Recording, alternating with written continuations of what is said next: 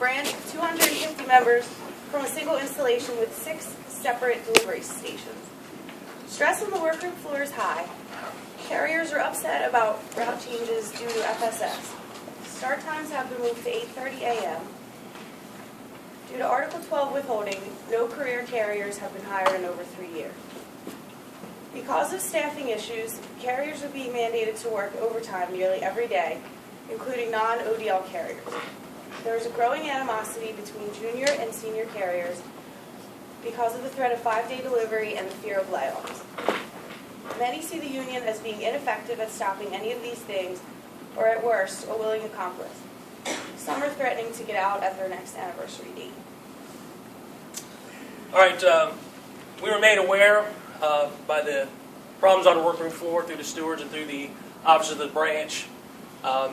And it come to me as the branch president's attention, so we decided to address these issues head on, and we put in a plan of action to address the issues of too much overtime, the fear of going to 5-day, and we wanted to come up with an action plan to address all this, to bring it forward to you guys at this scheduled meeting. The first thing we did, we set up a set of time and place to have an executive board meeting, and that was my responsibility. And we set that 2 weeks prior to set up a meeting on the 25th of April. And the resource that we needed, I needed to contact our executive board. The next step we did was, once we met, was to select the party organizer. That responsibility also fell back on me. I did it on the same day. And the resource that I needed to do was assign those duties to my vice president. After that, the next thing we did was adjust it. They weren't happy. All right, we understand that these offices are short-staffed.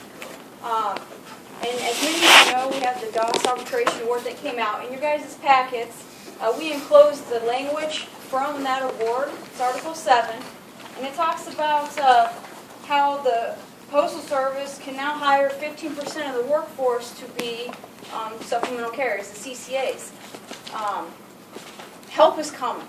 They're going to have to fill these positions. I understand we're under withholding at the current moment, but once that's sorted out and addressed, if you turn the page to the other section there, Section A at the top, they're required to staff our offices, one carrier for one route. That includes the carrier technician positions. So, you know, this is going to come to a headway, and it's going to be resolved. And we're also going to continue to file Article 8 grievances with overtime, mandatory overtime, when it's not done properly, just as we've always done.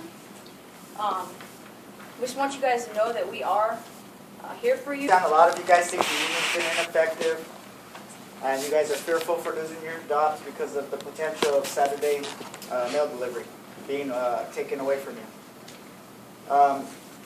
From the help of you guys, although the rallies and contacting your senators and House of Representatives, you guys will know in your handouts, there's an article from Forbes talking about how, because of you, helping your union, your national leaders get the message out there that they did pass a continuing resolution up through September 30th. So right now there is no threat of Saturday delivery going away until this continuing resolution. So the fight isn't over. You guys have to still keep pounding up pavement, going out there through your coalition, your friends, your family, contact your senators and your House Representatives, and make sure that they're signed up for the fact sheets I have there in your handouts. Talk about FSS.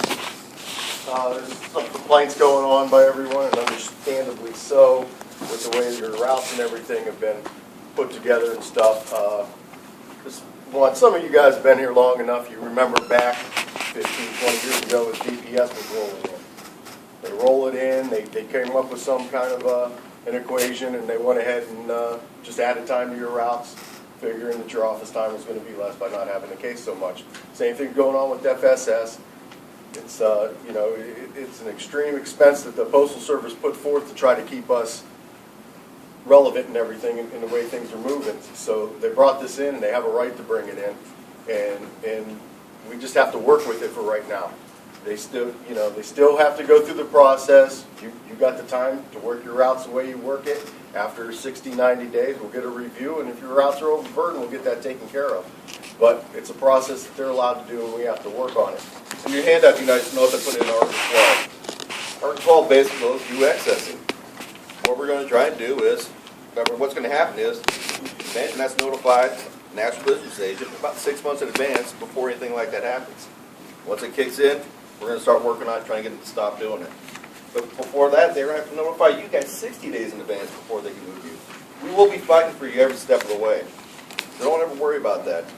Again, this is all predecessor. You guys think you're going to be going to 5 days. Let's not let that happen. Let's not even worry about going to Article 12 accessing.